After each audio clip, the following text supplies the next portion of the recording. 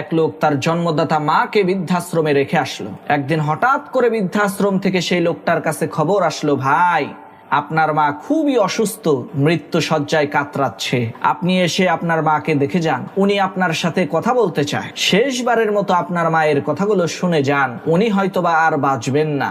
বৃদ্ধাশ্রম থেকে পাঠানো এই খবর শুনে সেই লোকটা বৃদ্ধাশ্রমের হসপিটালে থাকা তার মায়ের পাশে যেয়ে বসে তার মাকে ডাক দিল। তখন তার বৃদ্ধ মা তাকে বলতে শুরু করলো, বাবা তুমি এই বৃদ্ধাশ্রমের জানালার কাজগুলো মেরামত করে দিও, কারণ রাতের বেলায় এই জানালা দিয়ে অনেক ঠান্ডা বাতাস আসে, যার কারণে বৃদ্ধাশ্রমে থাকা সমস্ত লোকদের অনেক কষ্ট হয়। আর এই বৃদ্ধাশ্রমের মধ্যে তুমি ঠান্ডা পানির ব্যবস্থা করো, কারণ গরমের দিনে বৃদ্ধাশ্রমের মধ্যে ঠান্ডা পানি পাওয়া যায় না, আর গরম পানি খেলে তো গলার পিপাসাও মেটে না। আর বাবা এই বৃদ্ধাশ্রমের খাবারের রেসিপিটা তুমি ঠিক করে দিও, কারণ খাবারের মান এতটাই নিম্নমানের যে আমি দিনের পর দিন না খেয়ে থেকেছি। লোকটা তার মায়ের এই কথা শুনে বলতে লাগলো, মা এর আগেও তো আমি অনেকবার তোমাকে দেখার জন্য এই বৃদ্ধাশ্রমে এসেছি, তখন তো তুমি এগুলো বলো নাই, আজকে তুমি মৃত্যু শয্যায়, আজকে কেন এই কথাগুলো বলছো? তখন লোকটার মা বলতে লাগলো, বাবা আমি তো অনেক কষ্ট করে বৃদ্ধাশ্রমের এই পরিবেশের সাথে নিজেকে মানিয়ে নিয়েছি,